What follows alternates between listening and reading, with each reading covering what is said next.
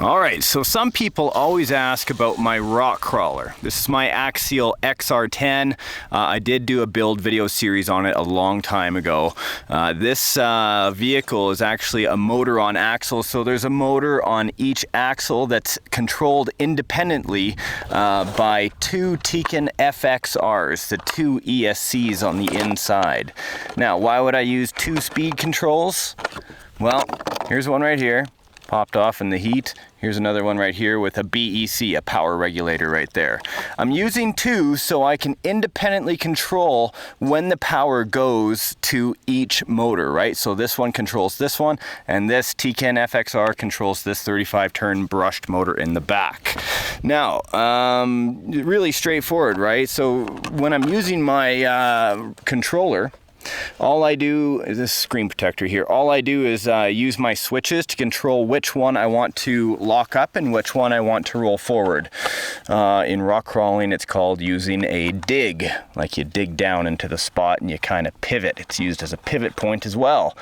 And I'll show you one of the bonuses of having a dig. Here we go. So here we can see that the wheels are moving all at the same time, and we have this pretty much straight vertical that I want to climb up, where there's gaps as well, and a gap right at the bottom. So right in here there's a hole right behind this tire, right? So you're going to start to see it get sucked in there and want to flip backwards. Here we go. Okay, and here's where it would want to flip.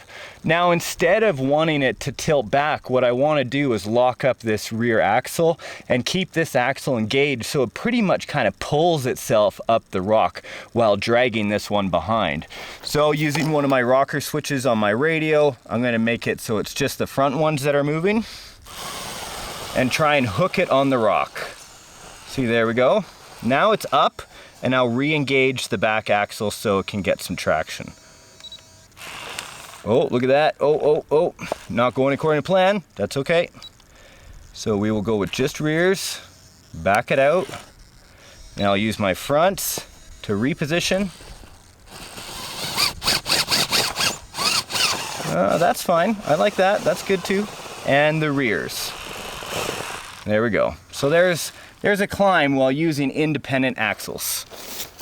Okay, here's an example. All four tires are moving. I'm going to lock up the rear axle so I can get a nice turn or a pivot point so I can climb this rock that's right here. So I'll lock up the rear. It's just the fronts. Kind of pivot around, back my way up.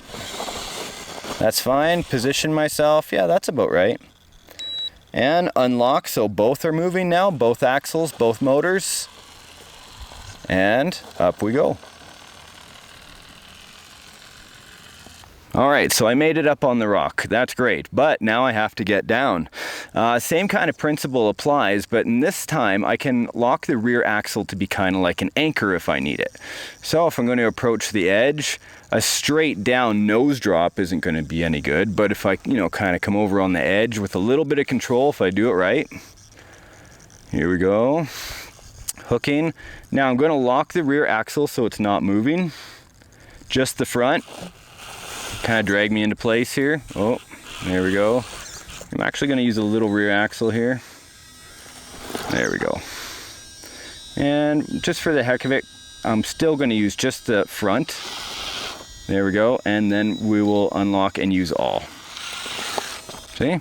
Nice approach, easy to get onto the rock, and very controlled.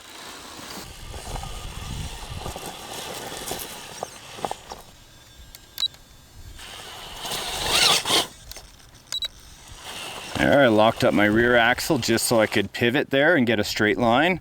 Now back up and kind of gun it. There we go. So now I'm into the ravine. I can back up and take a different approach, I suppose.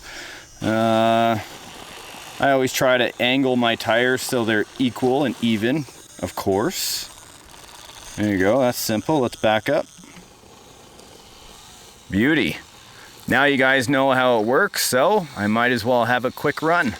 You guys can see what I mean and how it kind of benefits the driver.